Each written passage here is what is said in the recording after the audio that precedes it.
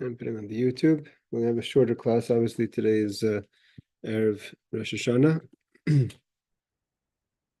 So we're holding in middle of the Schar Ba'onish, reward and punishment, and now we're going into the idea of reward and punishment in the world to come. So it says Aschar is this number 4, and I think it's in the English it's chapter 22 in middle. So it says like this, part number 22. Hey Aaron, so we're starting like this. We're in the middle, part 22 in the English. We're talking about reward in the world to come. So he says, Haschar ba'olam haba toil b'shtei sibos. How does it work as far as the reward in the world to come? There's two ideas. He said like this. Mihem shigmul ha'olam haba ein ha'adam zeicheloi b'koisher ma'asav levad. World to come, Rabbeinu Bechai says, it's not entirely dependent on your actions. It means he explains like this. It's very well possible. A person is to do good things. It's not a guarantee that that person is going to be worthy to reward in the world to come. And he says, and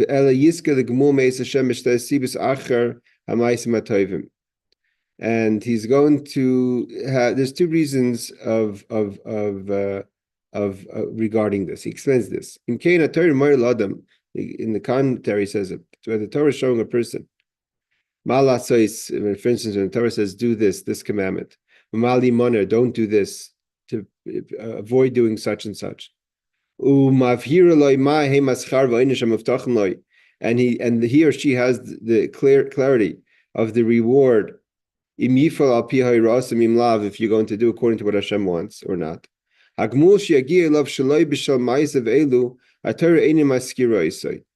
So he says a reward that's not connected, the Torah doesn't talk about it. And he means like this.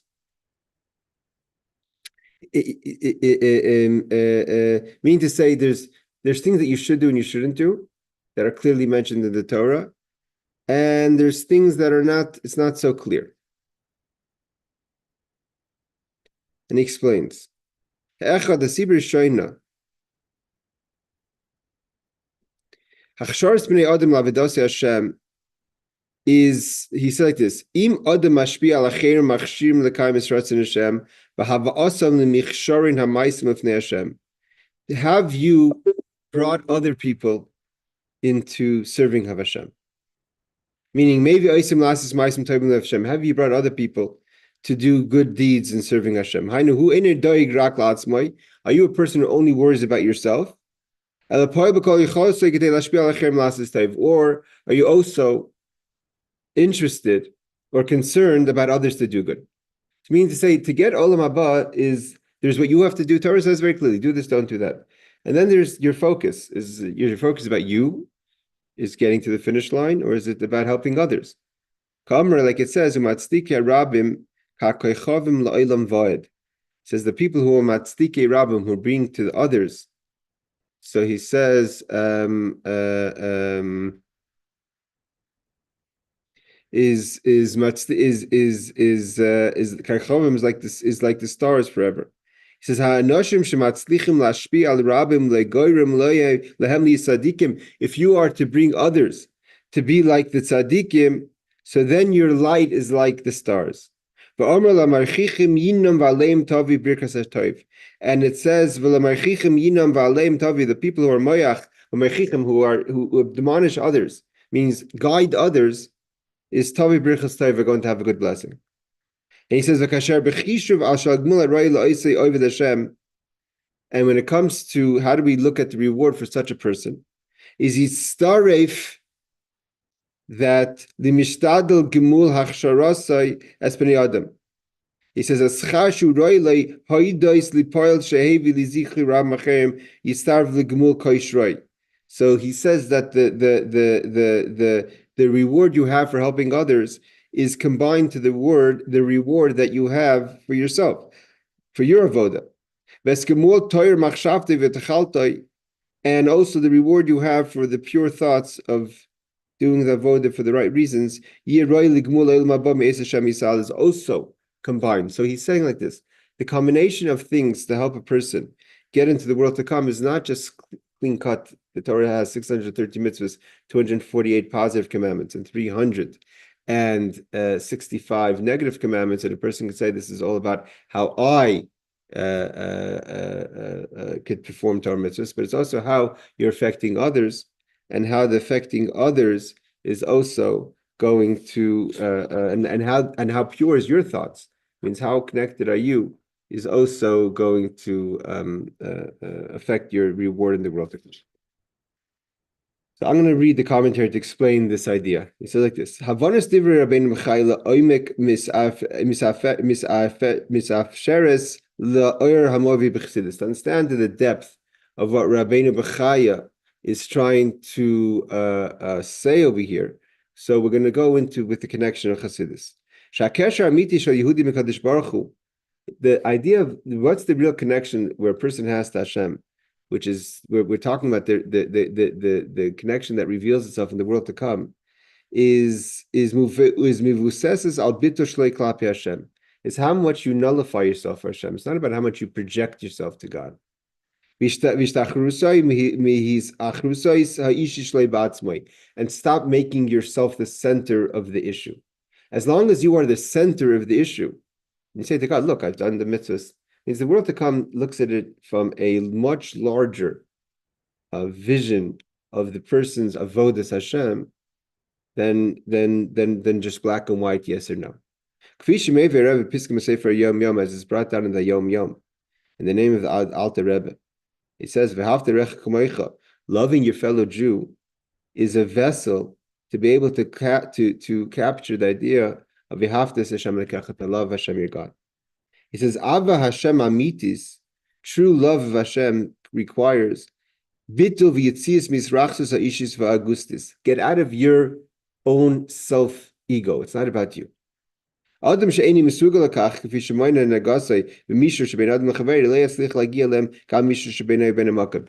If you can't find proper communication between you and Hashem, you and others, it's also a sign of a disconnect between you and Hashem. If your relationship with others, there's no concern you have with others, it's all about you, is a sign that there's something lacking in your relationship with Hashem. And he goes into we see this in tefillah. That's why before davening we say Dareinu Mekabel La Mitzvah Saseh, and also why we're supposed to give tzedakah before davening. So he's saying that the point is, number one is, so when he says that it's not just about the service you have, the actual deeds you do, about your portion in the world to come, there's also the incorporated in that is the bittul about yourself, the purity of the why you're serving Hashem, and where do we really see the purity of why you serve Hashem is also because it expresses itself in your love for another person. If it's about you, just only if you come first and you're the center of your avoda, it's a selfish avoda, and the avoda is about you, and therefore it's not really connecting. And therefore, when it comes to the world to come, which is the Olam Emes, the world of truth, I mean to say there is some rewards that you get that are based on mathematics. Okay, a person says, "I did." You asked me to do. I did.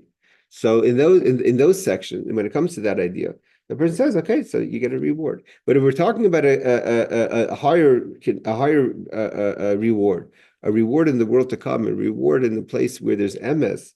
So then Hashem says, let's really analyze your avodah. How much was it about you, and how much was it about serving Hashem? Were you just trying to do what's right, or were you trying to do what just if you're trying to just get by what you have to do, or you're trying to do really connect Hashem? And the only way to really connect Hashem is through doing Torah, is through having an interest in others. So that's number one. It says number two is Vasiba Shnia, and the other thing is Adam Rai L'Schar El Maba Einet Tluya by Elahi Nedivus V'Toy V'Chesed Hashem. On the other side of the extreme, it's not only about how much you could accomplish. The world to come is such a great response of Hashem that it's a chesed, it's a kindness to God. I mean, the kindness is that when you give someone a reward, when you pay someone for a job, you're not being kind. It's justice. We've said this many times. To pay someone for something that they've done, that's the way, I mean, you made a deal. If someone has to work, if you pay someone $10 an hour and they work for you for 5 hours, you pay them $50. You're not being kind to them. That's what you made up. So but the reward is so great, it's coming from a place that's beyond our efforts. What's called in Chassidus, it's a Jerusalem Tata. It's an awakening an awakening from above that's not being touched by Jerusalem Tata, by our efforts. So therefore he says, it's a giving, a kindness of Hashem that's beyond our efforts. Like it says, God gives kindness. You pay each person to their as much as they've done and more. And he says, the reason is, why do we look at the rewards of the world to come as a chesed, as a kindness, not as a justice? We're deserving of it. Shemaise Adam, which is why is it? Because if we were just looking at the action of man, even if we've done as much as the sand and the earth in this by the sea, it doesn't reach to the level of what Hashem is able to give us. It's much greater than any kind of reward we have in this world. In the world to come, it's much greater, and therefore our avoda is limited to how much it can inspire that. Let's read the commentary. It says, anything a person does in this world, as even if it's very much, you do a lot. It still doesn't compare to what Hashem is giving them. Not even to one kindness that Hashem is going to give us in the world to come.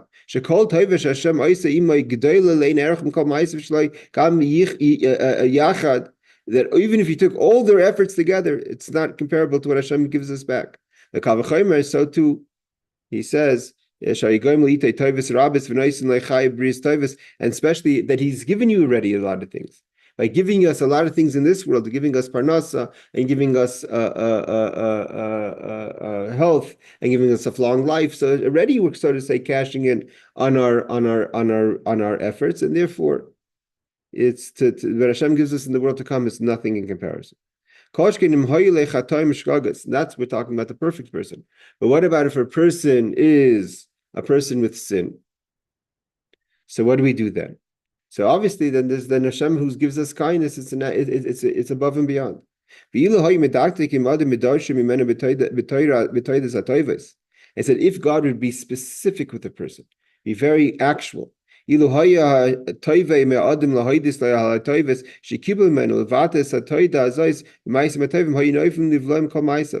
we had if God would be particular and expect absolute thankness for everything that He's done, we would have nothing left. I mean, what it means to say is, again, what Rabbeinu Bachai is saying is that there's rewards in the world to come that are not because of what we've done. That's what he's trying to lead to. It's not because of what we've done, it's because of Hashem's being kind to us. And there's nothing we could really do to touch that level.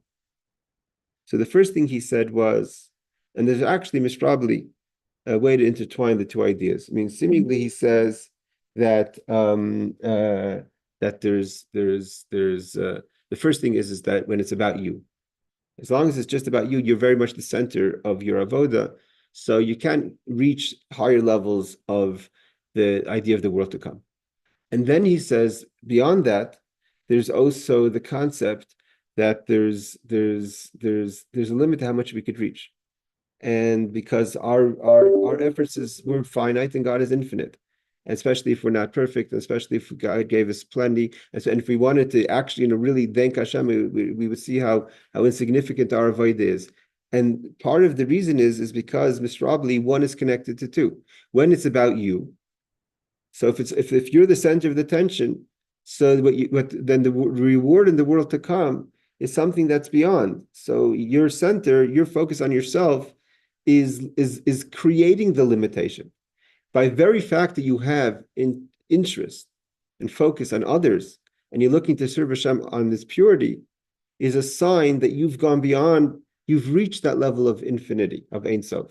And therefore you could be connected to the reward. But when you limit your avoda, saying, I come first, so then there's no, you can't get to something that's beyond yourself. But when you're able to show that's not about yourself, so then you're able to connect something that beyond yourself, which would connect the two ideas. He says like this: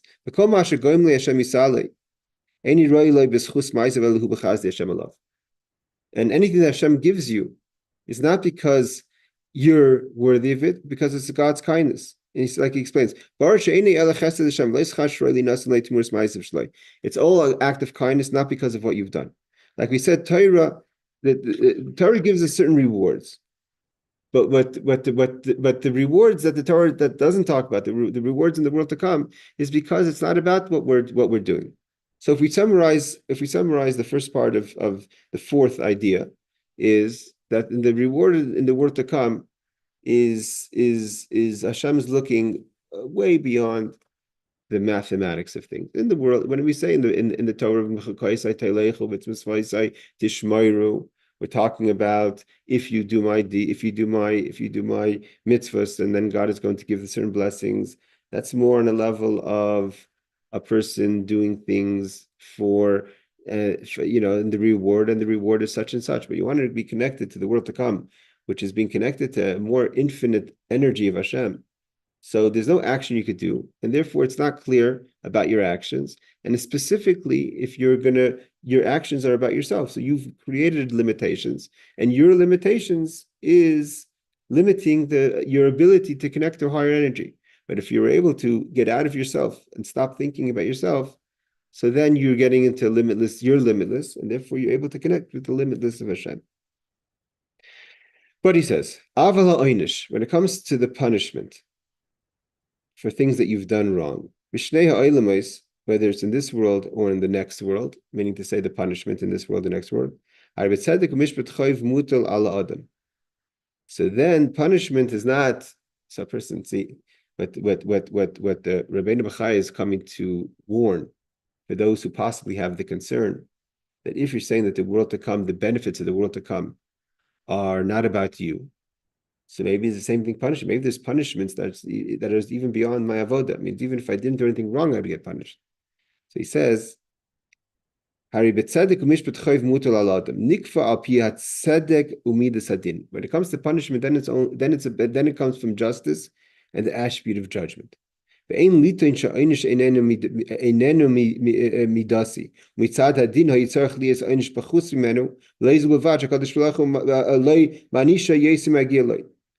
he says like this, that a person may come and say, if the reward is infinite, so maybe the punishment is infinite. And a person would say, look, why is God punishing me more than what I deserve? Because, I don't think I deserve this punishment. He says, not like that. God is kind and doesn't give exact, but if he would give exact, it'd be even more, not less. Hashem is compassionate with a person who should be more severely punished. Even in this world, God has patience for the wicked. Those who think that the wicked is anyone who thinks that they're going to being tormenting Jews or wicked people that are within the fold of Torah mitzvahs. So that God is patient, but he will eventually, though the nations of the world who do things against the Jews, God will punish them. Don't worry, your punishment's coming. But when it comes to the Rishayim, the people who are not keeping Torah mitzvahs, God has patience. It's afilu Rishayim einem manish miyad el neisin shehus biyadem avsham nachs b'tshuva. God has patience and gives people the opportunity to do tshuva. And if a person takes the opportunity that God is patient with him, it takes advantage of God's patience in a positive way to do tshuva, you could rectify the punishments that is waiting for you in the world to come. It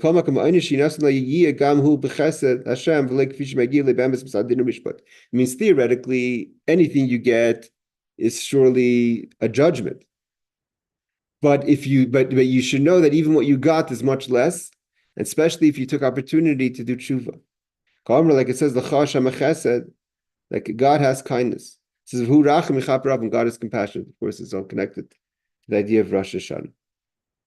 So this finishes the fourth idea of reward and punishment. Number one is that when it comes to the world to come, the world to come's reward isn't exactly measured according to our actions specifically. And he says two reasons. One reason is is because we've created limitations possibly in our voda and our service of Hashem.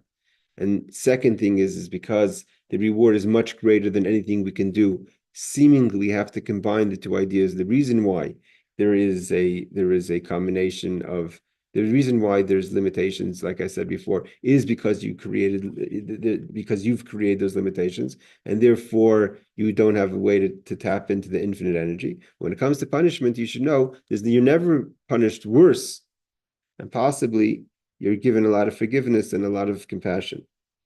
That's why also, okay, well, I'll read a little of the commentary and see if he doesn't touch on what I want to say, I'll say something and then we'll try to go a little further. It's like this. He said this idea is also connected to the Hasidic insight.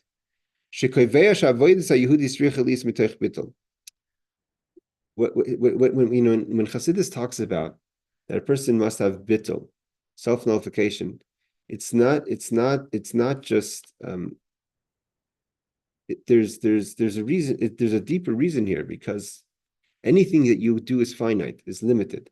Any yeshus that you have is limited, even if it's on the highest level, the purest way of thought. As long as it's yeshus, yesh means it's me, I exist. So you can't touch into the infinite. So that when you have bittul, then you have no limitations because you don't exist. You're not limiting what Hashem could do for you. Shari echad mi'afani habitulu. What is one of the ideas of bittul? Is he says, one of the foundations of bittul is that person saying, God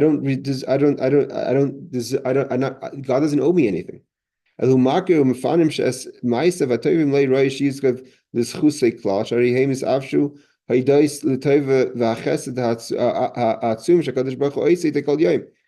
says, what do you mean? I need reward. God is kind to me so much. I still owe him more than he owes me.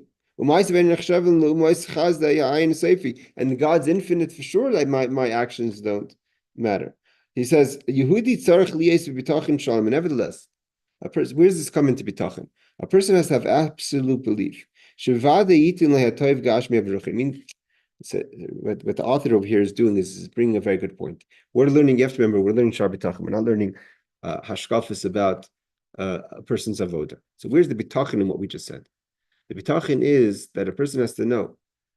So if you're saying that the reward is not about me, if the reward is beyond me, if you're saying that the punishment, God is going to be compassionate and give me less punishment than I deserve, this is all bitachon. And when a person is able to nullify themselves, experience bittul, so the bitachon is that you have bitachon knowing that don't worry about it. God has me. It means don't think that by going into bittul, a mode of bittul, you're going to surrender your ability to thrive and survive. That's what he says.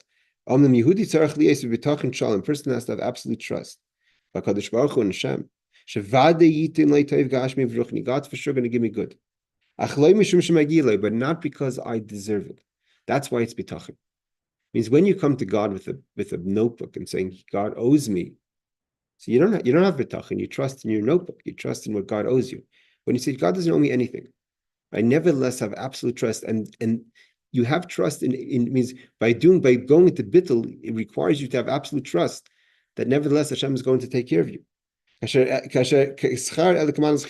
not as reward is given to you a free gift. It's how the kesher atzmi, because of the essential connection God has with me.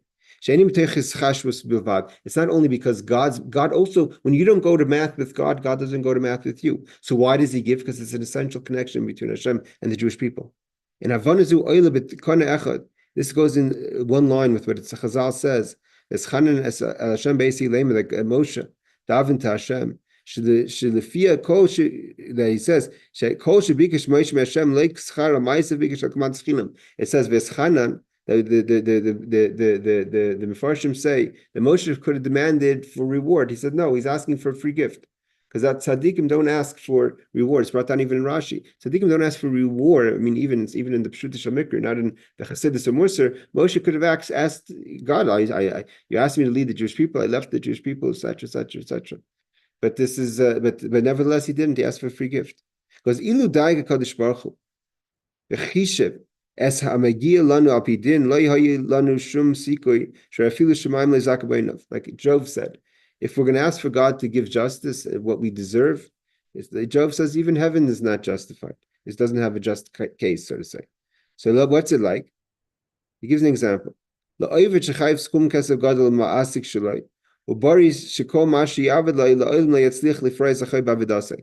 say you have a huge debt to your boss, and everything that you know that no matter what you work, you're never going to pay back what you're owed, what you owe.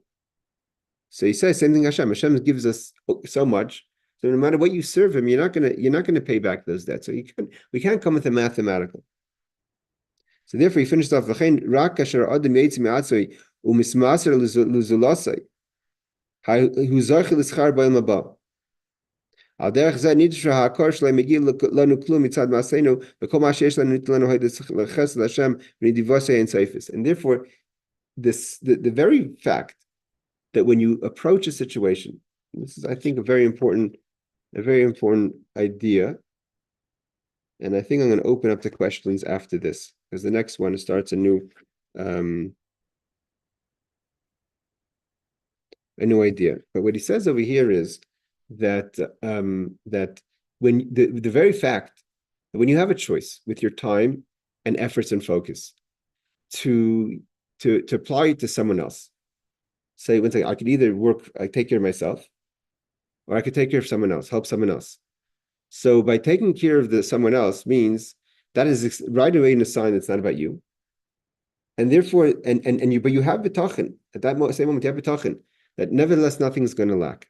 Hashem doesn't take care of you either way, because I'm not serving. It means both of them are good causes, but one is a good cause for me, one is a good cause for the greater cause, and the greater cause is when it includes someone else. And therefore, the bitachon is very strong, because you're sacrificing, so to say, because you're by the very fact that you're spending time with someone else is in a way taking away from what you could collect for yourself. It's like, imagine you're picking up diamonds, right? So you could pick up diamonds and put them in your pocket. Imagine you picked up diamonds and put it in someone else's pocket. Every time you picked up a stone, you put it in someone else's pocket. So there's a tremendous level of trust that what you could have taken for yourself, you're giving to someone else. And that's the connection, again, between the two things. And when it comes to the oynish, the more you've lived a life that's not about you, you're not the center of the conversation over here, the more the oynish that's at best exact of what you deserve is going to be, sorry, at worst, at the best, exactly what you deserve. It's going to be much better than that, because Hashem, who is compassionate, overlooks our faults and forgives us, is going to be forgiving and is going to forgive this person, even if they're deserving of more punishment for other things that they've done wrong or not been perfect in their avodas Hashem. So if there's any questions, now it's time to ask. We're going to end after that. And if not, I want to wish everyone a ksivach simatova, good kippen shiur. And I think that what we could walk away with, I see Rebecca, if you don't have, or Aaron, any questions, is if what we could walk away with, I think in this shiur, is that we're going into the new year and we're making resolutions for the new year, and we have a lot of things that we're going to come to shul with that we may want Hashem to give us, and He should give us, and He will give us. But don't come in with a notebook, and don't come in with things that we could demand. Come in with bittul. Come in l'cha Hashem at tzedek, l'cha Hashem at tzedakah. God gives us in a compassionate way. V'lanu baishas upon Him. We're bashful. We're not demanding. And then everything opens up, and when we make resolutions, we have to make sure, and we make achlatas for the new year, resolutions for the new year, to make ourselves a kli, a vessel for God's blessings. And we know what we need. We always should get what we need, and even more than that, 10 times that, 100 times that, 1,000 times that. Make sure that we also have resolutions that include others, to benefit others in their avodas Hashem, not just in ruchnius, but also in gashmius, helping people out if they need help. And that will be Be'ezus Hashem, a vessel for us to get b'toiv anir v'anigla in a revealed good way, a blessing for a good new year. All right, I want to wish everyone Shana Tova. Take care. Can I ask you a question? Go ahead. So it's not about Shaar Habitochon, it's about Rosh Hashanah. So about what you were just saying, would you say that the essence of Rosh Hashanah is almost like being at Hashem's birthday party? Like it's like the avodas to be like Mamlech Hakadosh Baruch Hu, and not really to be like asking for things or like asking for what kind of year a person wants to have, but more just like celebrating the kingship of Hashem, and then like over Yom Kippur, that's when you deal with like personal things. No, both. The Rebbe actually has a whole talk about, beautiful talk about that, which we see, and we learn from the prayer of Chana that we talk about in Rosh Hashanah, that it's actually both. It's both ability, it's both, while we're crowning Hashem, that there's both that. The Rebbe asks, how do we have such contradictions? We talk about crowning God as king, and then we talk about what we need. And the idea is that the highest points connect to the lowest points. And when you're able to really connect to the idea of Melech Alaris Kulam B'Chodecha, that we're coming to crown Hashem as king, and by definition, a king has subjects.